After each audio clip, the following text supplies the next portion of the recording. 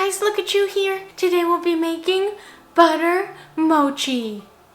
My two favorite things in the world. It's a popular dessert that you can find in a lot of bakeries in Hawaii. Yeah. It's basically if mochi and cake had a baby. I make this when I'm craving chewy mochi, but don't want the hassle that comes with making traditional mochi. And the flavor, a little buttery, a lot mochi, and a bouncy chew that'll make you go, oh, that is so good. So stick around till the end and we can chew it together. Now let's get butter mochiing. As with all mochi, you need glutenous rice flour. I actually keep bags of this stuff in my cabinet because it's like $1.99 per bag. And you never know when you need a mochi fix, okay? Especially if it's an emergency. There's also a brand called Mochiko, which is a cute name.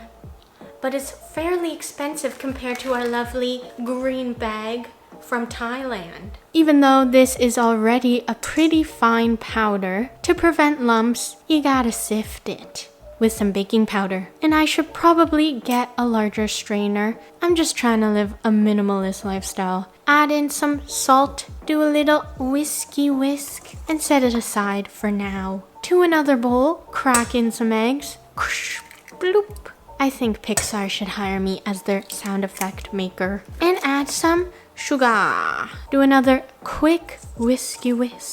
And you should end up with a lovely raw egg and sugar mixture. My favorite snack to eat. And there we have it, butter mochi. Just kidding. And the star of this dish is not only butter, but LookCatchu.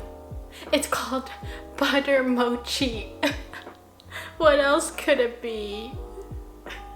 You gotta whisk in the milk of a coconut. I don't know why I said it like that, but it sounded way more epic than saying coconut milk. Also, does anyone still use the word epic anymore? Now, this isn't any old mochi, okay? Traditional mochi is typically unflavored and is wrapped around a stuffing of sorts. And as much as I wish that butter mochi was literally mochi wrapped around cold butter, which I feel like people that haven't heard about this Hawaiian dessert will probably think that's what it is. Though it does contain melted butter, giving it a lovely, rich depth to this sweet treat. And add in a splash of your finest vanilla extract. None of that artificial stuff. And we will let the two worlds collide. Like this. Bam! That's just an analogy for mixing the dry into the wet batter. You need to pour in the dry ingredients in batches to prevent a chaotic mess. You know, I'm just the butter mochi police, making sure your mochi turns out perfecto. And if you don't listen to my rules, then you will go to butter mochi jail, where your entire jail cell is made out of mochi. Although we have had many escape already, I don't know how they do it, to a 8x8 inch pan greased with more, you guessed it, hot sauce, and line it with some parchment paper. Transfer our gorgeous mochi mixture, and this is the only batter that will actually taste better if you just wait until it's fully baked. Let out all your anger on this pan to get rid of any air bubbles. Slide it into the oven at 350 Fahrenheit for 60 minutes or so. And as we wait for the butter mochi to bake, let's do a little snack break. Today I got some Takis, but not just any Takis. Taki waves. The perfect snack for today's theme, Hawaii.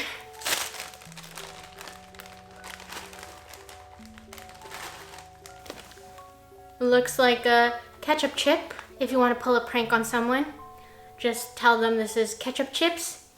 And then when they eat it, they're like, ah, it's not ketchup chips. This is too spicy. And that's a practical joke.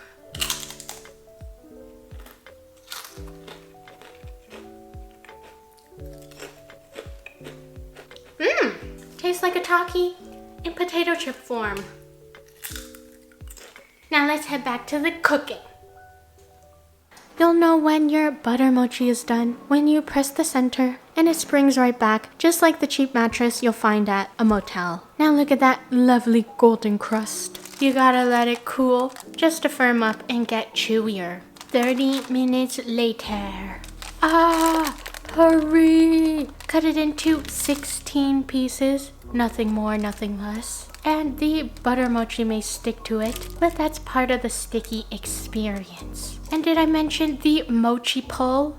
I love mochi. Mochi is so good. Mochi.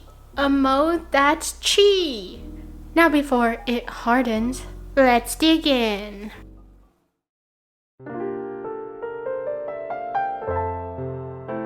Alright, so this is the finished product. And I'm super excited. Look at this tower, beautiful tower. Bam! The corner piece is the best piece, so. Look at that, gorgeous, just like you. Alright, cheers, first bites for you. Nom nom nom.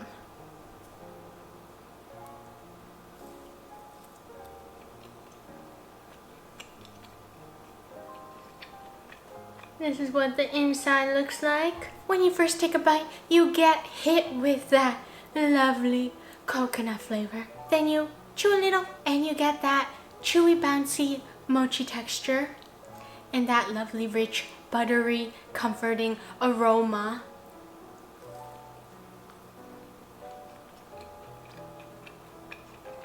Corner nice and crispy, sort of cookie-like. Center nice and mochi. Basically a coconut flavored mochi.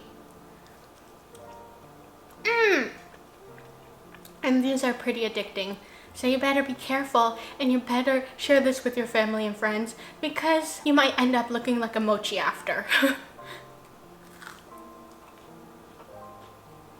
And overall, this is heaven in a bite. Alright, so this gets LookCatchu's stamp of approval. And if you like this video, please give it a thumbs up and please subscribe to my YouTube channel. I post once a week. And I'll see you guys next time.